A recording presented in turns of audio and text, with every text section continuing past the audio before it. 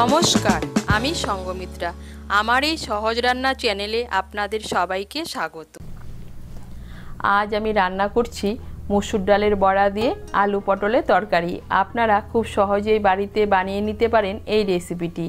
আপনাদের যদি এই রেসিপিটি ভালো লাগে তাহলে লাইক এবং শেয়ার করবেন, আর রেসিপিটি কেমন হয়েছে কমেন্ট করে জানাবেন। আরও নতুন নতুন রেসিপি পাওয়ার জন্য চ্যানেলটিকে অবশ্যই সাবস্ক্রাইব করবেন। ধন্যবাদ। প্রথমে আমি মসুর ডালের বড়াগুলো ভেজে নেব। তার জন্য এখানে আমি হাফ কাপ মসুর ডাল বাটা নিয়েছি।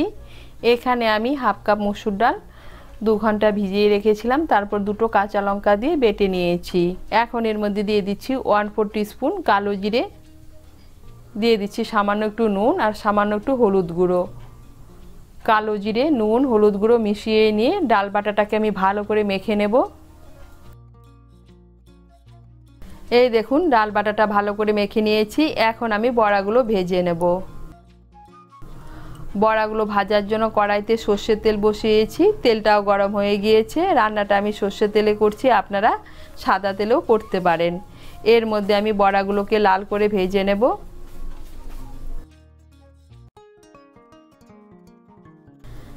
এই দেখুন বড়াগুলোকে আমি লাল করে ভেজে নিয়েছি।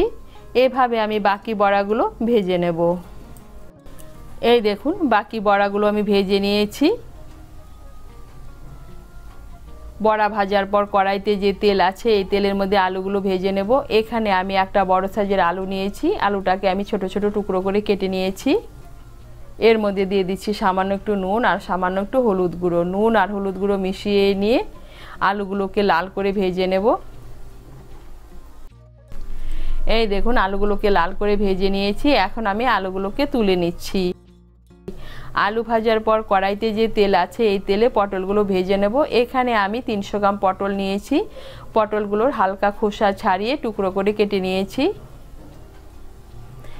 এর মধ্যেও দিয়ে দিচ্ছি সামান্য একটু নুন আর সামান্য একটু হলুদ গুঁড়ো। নুন আর হলুদ গুঁড়ো মিশিয়ে নিয়ে আঁচটাকে মিডিয়াম করে পটলগুলোকে লাল করে ভেজে নেব।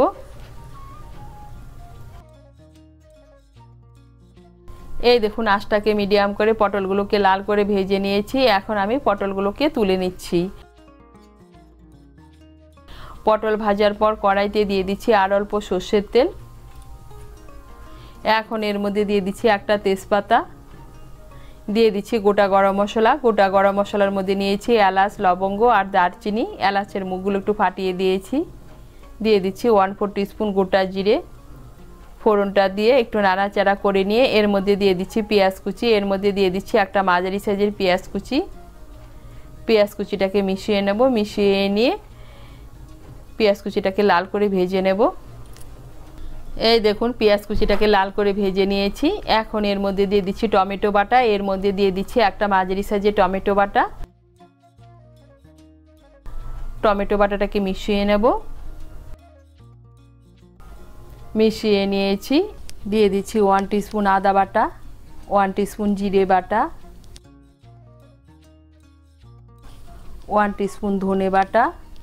আমি রান্নাটা জিরে বাটা আর ধনে বাটা দিয়ে করছি, আপনারা এখানে জিরে গুঁড়ো আর ধনে গুঁড়ো ব্যবহার করতে পারেন। দিয়ে দিচ্ছি 1 টিস্পুন রসুন বাটা। দিয়ে দিচ্ছি হাফ টিস্পুন হলুদ গুঁড়ো।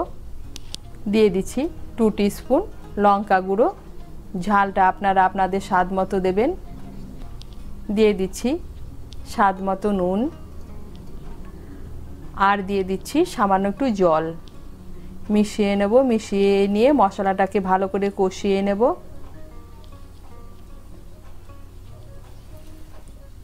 এই দেখুন মশলাটাকে ভালো করে কষিয়ে নিয়েছি।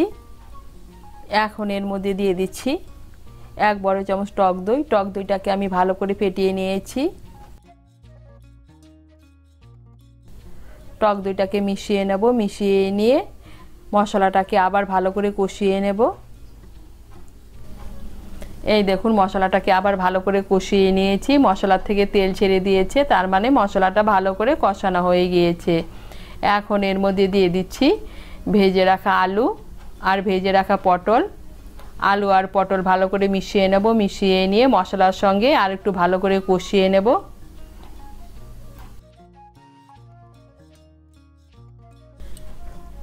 এই দেখুন আলু আর পটল মশলার সঙ্গে ভালো করে কষিয়ে নিয়েছি। এখন এর মধ্যে দিয়ে দিচ্ছি জল। আপনারা যেরকম ঝোল খাবেন সেই অনুযায়ী জল দেবেন। আমি এর মধ্যে 2 কাপ আর হাফ কাপ গরম জল দিচ্ছি। জলটাকে ভালো করে মিশিয়ে নেব। মিশিয়ে নিয়ে আঁচটাকে মিডিয়াম করে 10 মিনিটের জন্য ঢেকে দেব।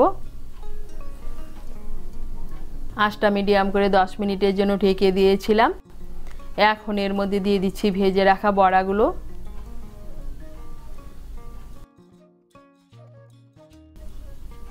দিয়ে দিচ্ছি স্বাদ মতো চিনি,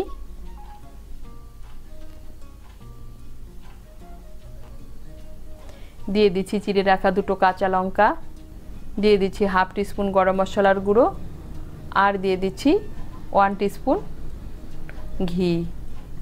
মিশিয়ে নেব। মিশিয়ে নিয়ে আঁচটাকে বাড়িয়ে আরও 2 মিনিটের মতো রান্না করে নেব। এই দেখুন আঁচটাকে বাড়িয়ে আরও 2 মিনিটের মতো রান্না করে নিয়েছি। আর তৈরি হয়ে গেল মসুর ডালের বড়া দিয়ে আলু পটলের তরকারি। আপনারা এভাবে মসুর ডালের বড়া দিয়ে আলু পটলের তরকারি বানিয়ে খেয়ে দেখবেন, খেতে কিন্তু দারুণ লাগে। তৈরি হয়ে গেল মসুর ডালের বড়া দিয়ে আলু পটলের তরকারি।